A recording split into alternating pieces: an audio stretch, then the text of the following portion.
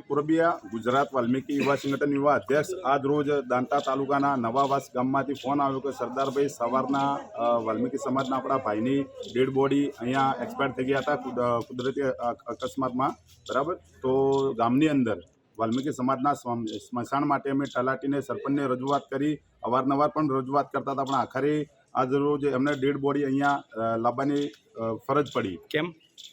ત્યાં વાલ્મીકી સમાજના ભાઈઓના સ્મશાન નિયમ બાબતનો મોટો પ્રશ્ન છે. એટલે સરકારને અને પ્રશાસનને ગ્રામ પંચાયતને રજૂઆત વારંવાર કરવા છતાં હજી સુધી નિયમ કરવામાં આવેલ નથી.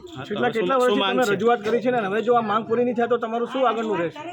અમારા સમગ્ર દાંતા તાલુકાના અને સમગ્ર વાલ્મીકી સમાજના ભાઈઓનો એક જ પ્રશ્ન છે કે બનાસકાંઠા જિલ્લાની અંદર એક તાલીપુરા ગામ એવું છે કે એની અંદર પણ સ્મશાનનો પ્રશ્ન છે, જે હજી સુધી અમે કલેક્ટર સાહેબને રજૂઆત કરી હતી, હજી સુધી નિયમ નથી કર્યું. અને અહીંયા બીજો નવાવાસના પણ અંદર છે. તો સરકારને પ્રશાસનને અમે કહેવા માગીએ છીએ કે જ્યારે મોટા મોટા મંદિર બનાવવા માટે, કોઈ બીજા તાઇફા કરવા માટે તમને ઘણી જગ્યા મળે છે, કોઈ પ્રોગ્રામ કરવા માટે ઘણી મોટી જગ્યા મળે છે, પરંતુ વાલ્મીકી સમાજના સ્મશાનની વાત આવે ત્યારે એમને સ્મશાન માટે આખરે આવી રીતે ડેડ બોડી લઈ અને રજળવું પડી છે.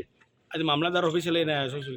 આજ રોજ અમે વાલ્મીકી સમાજના અમારા ભાઈની ડેડ બોડી અહીંયા મામલતદાર કચેરીએ લઈને આવ્યા છીએ, અને જ્યાં સુધી દાંતા તાલુકાના અંદર આવા બીજા કેટલા ગામ છે એની પણ તપાસ થવી જોઈએ, અને નવાવાસના ભાઈઓને તાત્કાલિક સ્મશાનની ભૂમિ મળવી જોઈએ, એવી અમારી રજૂઆત.